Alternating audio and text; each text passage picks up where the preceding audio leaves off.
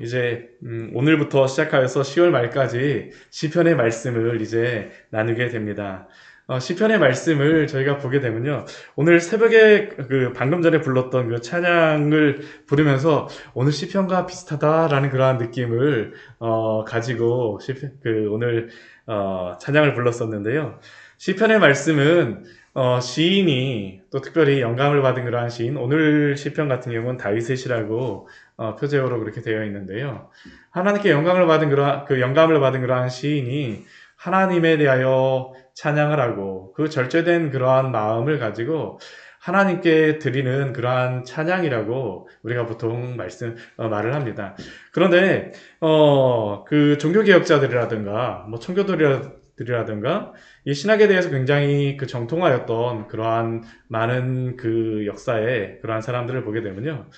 가장 신학적인 그러한 성경을 이야기할 때 시편의 말씀을 또한 말씀하기도 합니다. 예수 그리스도에 대하여서 가장 정확하게 말씀하고 신학적으로 우리에게 가장 통찰을 주는 성경을 시편의 말씀으로 말씀합니다. 저는 오늘 시편 24편의 말씀이 바로 그러한 말씀이라고 생각을 하면서 준비를 하였습니다. 오늘 말씀을 보게 되면요.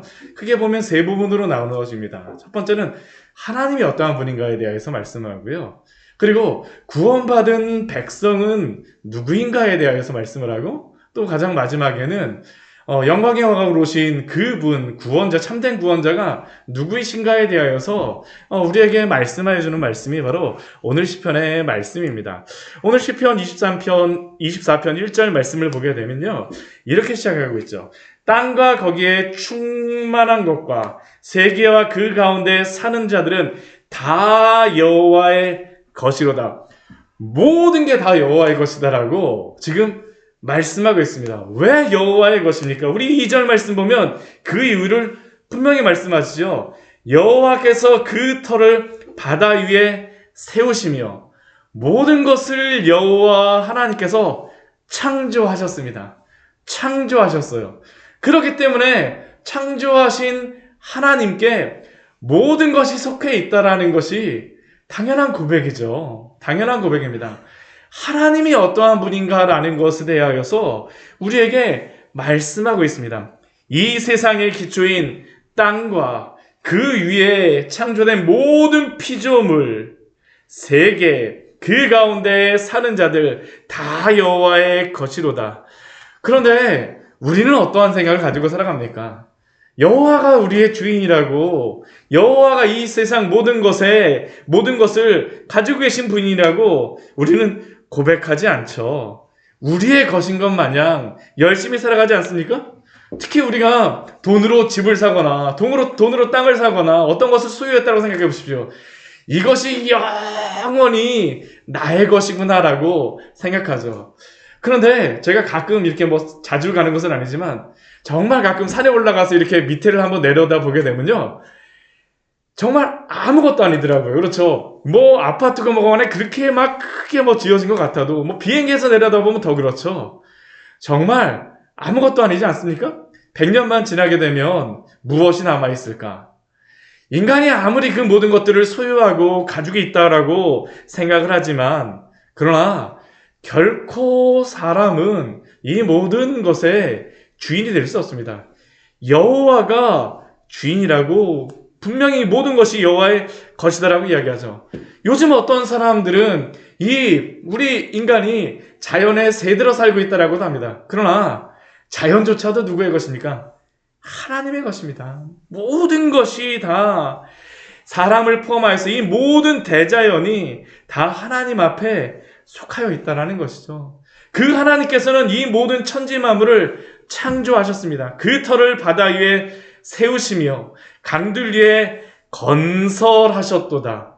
저는 이 말씀을 보면서 이게 바다 위에 그 땅을 이렇게 터를 세우시고 강들 위에 건설하셨다라는 게 물 위에 이게 세워질 수 있을까? 그랬었는데 과학 시간에 배웠던 생각을 해보니까 지구과학을 배우게 되면 멘틀이라는 게 유동성 고체라고 이야기를 하더라고요.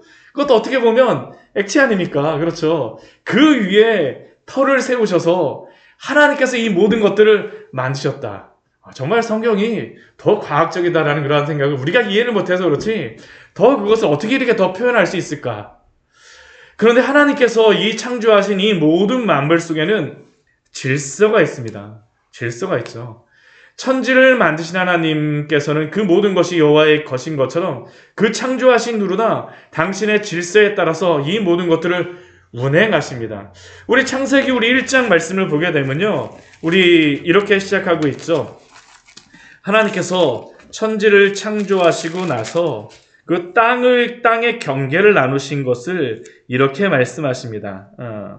우리 창세기 1장 우리 9절 우리 10절 말씀 같이 한번 보도록 하겠습니다.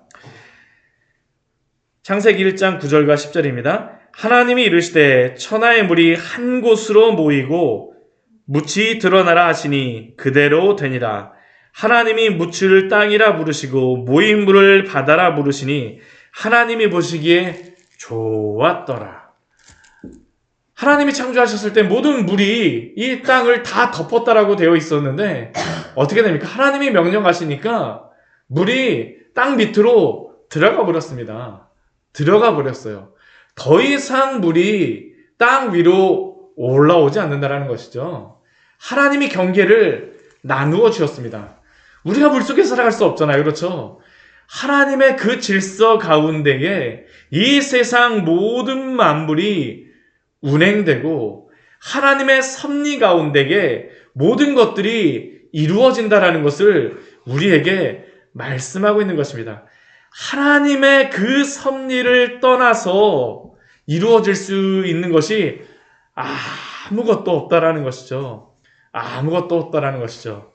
어제 신희경 성도님이 죽은 그 새를 보면서 묻어주시면서 권사님께서 또 아주 잘 말씀을 인용하셨더라고요. 참새에 대한 그런 말씀을 권사님이 또 말씀해 주셔서 제가 이렇게 볼 수 있구나 그러면서 제가 딱 이렇게 생각을 했었는데 누가복음 12장 6절과 7절 말씀에 보면 이렇게 말씀하지 않습니까?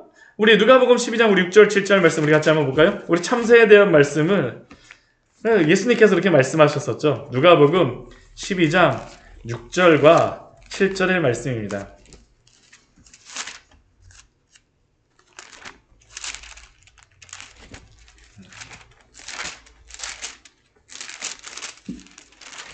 (12장) 6절과 7절 말씀 같이 한번 읽겠습니다. 참새 두 마리가 두 아사리온에 팔린 것이 아니냐. 그러나 하나님 앞에는 그 하나도 잊어버리시는 바 되지 아니하는도다. 너희에게는 심지어 머리털까지도 다 세신 바 되었나니 두려워하지 말라. 너희는 많은 참새보다 더 귀하니라. 그렇지 않습니까?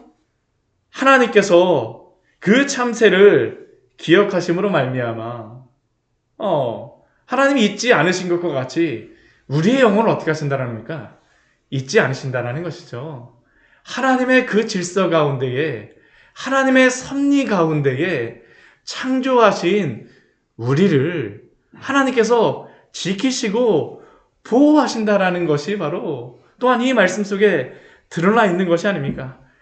하나님의 그 섭리 가운데에 하나님의 그 통치 가운데에 하나님의 그 질서 가운데에 오늘도 우리를 지키시고 보호해 주실 줄 믿습니다. 하나님의 섭리가 이런 것이죠. 하나님의 섭리가요.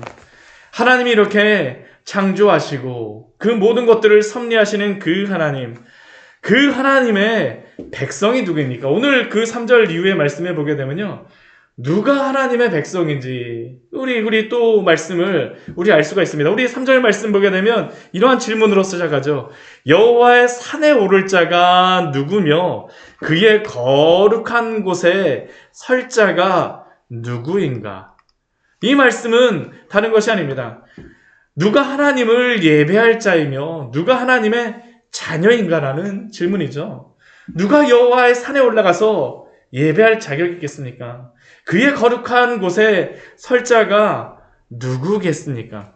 1차적으로 여기서 그 거룩한 곳 여호와의 산은 시온산 예루살렘 성전입니다. 그러나 근본적으로 여기서 말하는 것은 하나님의 나라죠. 누가 하나님의 나라에 들어갈 만한 합당한 자인가라는 질문을 우리에게 하는 것입니다. 누가 하나님 나라에 합당한 자입니까? 우리 4절 말씀을 보면 이렇게 말씀하고 있습니다. 곧 손이 깨끗하며, 먼저 손이 깨끗한 사람들이죠.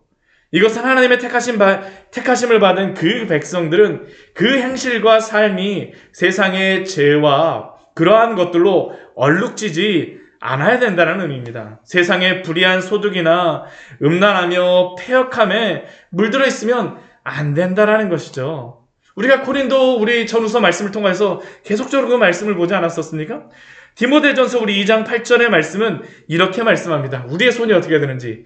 그러므로 각처에서 남자들이 분노와 다툼이 없는 거룩한 손을 들어 기도하기를 원하노라. 분노와 다툼이 없이 거룩한 손을 들어 기도하기를 원하노라. 남자에게만 말씀하시겠습니까? 아니죠. 우리 모두에게 그 구원하신 하나님의 그 구원을 힘입어서 거룩한 손을 들어서 하나님을 기도하라고 말씀하십니다. 우리의 거룩한 손을 죄악으로 물들이지 마십시오. 또 어떠한 사람입니까? 하나님 여호와의 산에 오를 만한 사람, 마음이 청결한 사람입니다. 하나님의 자녀가 된 그 백성들은 하나님의 거룩하심과 같이 거룩해야 되죠. 그 마음이 거룩해야 되지 않겠습니까? 우리 마태복음 5장 8절 말씀해 보게 되면 예수님께서 팔복의 말씀에서 6번째 복으로 말씀하셨던 그 복이 무엇입니까? 마음이 청결한 자는 복이 있나니 그들이 하나님을 볼 것이미요 라고 말씀하십니다. 구원의 그 은혜를 받고 여호와의 산에 오르기를 소원하고 소망하는 자는 그 마음이 청결해야 된다는 것입니다. 또 어떠한 사람이 여호와의 산에 오르기에 합당하겠습니까? 뜻을 허탄한 데 두지 않습니다. 허탄한 데 두지 않는다라고 말씀하죠. 여기서 허탄하다라는 그 의미는 공허하다, 헛되다라는 그러한 의미입니다. 그리고 여기서 두다라는 의미가요, 이게 들어올리다라는 의미예요. 그러니까 뜻을 공허한 데에 들어올리는 것, 헛되이 마음을 헛되이 마음을 이곳저곳으로 막 들이는 게 바로 이 뜻을 허탄한 데에 둔다라는 그러한 의미입니다. 근데 우리는 그렇게 하면 안 되죠. 하나님의 거룩한 백성들, 그 여호와의 산에 올라가기를 소원하는 백성들은 세상의 헛된 곳에 마음을 들어올리지 말아야 됩니다. 하나님보다 이 세상의 것을 더 사랑하는 것이 바로 우리의 마음을 허탄한 데에 두는 것입니다. 우상숭배하고 사실은 이것이 밀접하게 연관이 될 수밖에 없는 것이죠. 뜻을 허탄한 데에 두지 아니하며 또 무엇이라고 말씀합니까? 거짓 맹세하지 아니하는 자로다. 하나님도 속이지 않고 또한 세상의 사람도 속이지 않고 하나님 앞에서 정직하게 삶을 살아가는 자가 바로 여호와의 산에 오르기를 소원하는 자이며 그 거룩한 곳에 서기를 날마다 소원하는 자라는 겁니다. 그 좁은 길을 걸어가는 사람들의 마음이 이렇다라는 것이에요. 그런데 이것은 우리가 이렇게 하지 않는 것을 말씀하는데요. 우리 6절의 말씀에서는 여호와의 산에 오르는 자가 추구해야 되는 것에 대하여서 이렇게 말씀합니다. 우리 6절 말씀 같이 한번 읽어볼까요? 이는 여호와를 찾는 족속이요 야곱의 하나님의 얼굴을 구하는 자로다. 여호와의 산에 오르는 사람은 세상의 다른 것을 보는 사람이 아니죠. 여호와를 찾는 족속입니다. 하나님의 얼굴을 구하는 자, 바로 이스라엘 아닙니까? 야곱을 통하여서 주셨던 말씀이 바로 그것이었었죠. 야곱의 일생이 사람의 발뒤꿈치만 잡고 사람만 대면하는 사람이었었는데 하나님이 어떻게 하시는 겁니까? 더 이상 세상 대면하면서 세상과 싸우지 말고 누구를 대면하라고 말씀하세요? 하나님의 얼굴을 구하라고 말씀하시죠. 하나님을 대면하는 자. 이 사람이 바로 여호와의 산에 오르기를 소원하며 그 거룩한 곳에 설 자가 바로 이러한 사람이라는 것입니다. 그 사람에게 주어지는 그 복이 무엇입니까? 우리 5절 말씀에 그 복을 말씀하고 있습니다. 같이 한번 읽어보겠습니다. 그는 여호와께 복을 받고 구원의 하나님께 의를 얻으리니. 여기에서 복이 무엇이겠습니까? 구원의 복이죠. 이렇게 하나님 앞에서 그 거룩하신 부르심 앞에 하나님 앞에 이렇게 살아가며 우리의 손과 발을 깨끗하게 하며 마음을 청결하게 하며 뜻을 허탄하게 두지 않고 거듭 맹세하지 않고 오직 여호와를 찾는 족속, 이렇게 거룩하게 하나님 앞에서 변화된 삶으로 살아가는 사람들, 우리가 의로워서가 아니죠. 예수 그리스도가 의로우시기 때문에 하나님께 의를 얻으리니 참된 복을 받게 되어지는 것입니다. 구원을 받는 것입니다. 하나님의 이 구원 가운데에 창조하신 하나님께서 이 구원의 은혜에 들어오기를 하나님께서 우리에게 허락하여 주셨습니다. 여호와의 산에 오를 자가 누구며 그의 거룩한 곳에 설 자가 누구인가? 누구를 통해서 우리가 우리가 그 하나님의 나라에 서겠습니까? 우리 7절 이후의 말씀이죠. 7절 이후의 말씀입니다. 문들아 너희 머리를 들지어다. 영원한 문들아 들릴지어다. 영광의 왕이 들어가시리로다. 우리 여기에서도 두 번의 질문합니다. 영광의 왕이 누구시냐? 우리 10절 말씀에서도 또 질문하죠. 영광의 왕이 누구시냐? 영광의 왕이 누구십니까? 강하고 능한 여호와시요 전쟁에 능한 여호와시로다. 만군의 여호와께서 곧 영광의 왕이시로다. 누가 그 문으로 들어가셨습니까? 예수님이 들어가셨죠. 예수님이 들어가셨습니다. 예수님께서 예루살렘에서 십자가에 달리시기 전에 예루살렘 성에 들어가실 때에 많은 사람들이 그 뒤를 따르며 소리 높여 외쳤습니다. 무엇이라고 소리 높여 외칩니까? 호산나 다윗의 자손이여, 주의 이름으로 오시는 이여, 가장 높은 곳에서 호산나 하더라. 예수 그리스도가 이 땅에 오셔서 십자가에 달리심으로 말미암아 그 모든 사망의 권세를 이기시지 않으셨습니까? 강하고 능한 여호와께서, 전쟁에 능한 여호와께서 그 모든 사망의 권세를 예수 그리스도를 통하여서 이기시고 우리에게 그 구원의 은혜를 베풀어 주신 것입니다. 우리도 예수님과 함께 그 나라를 함께 들어가죠. 그래서 함께 들어가는 것입니다. 여기서 문들아 너희 머리를 들라라고 말합니다. 이것은 1차적으로는 예수님이 들어가셨던 그 예루살렘 그 성전의 그 문이죠. 그러나 우리에게도 오늘 이 말씀을 하시지 않습니까? 예수님이 우리의 마음속에 찾아오시지 않습니까? 그때 우리가 행해야 될 것이 무엇일까요? 우리의 마음을 활짝 열고 예수님을 맞아들여야 되지 않겠습니까?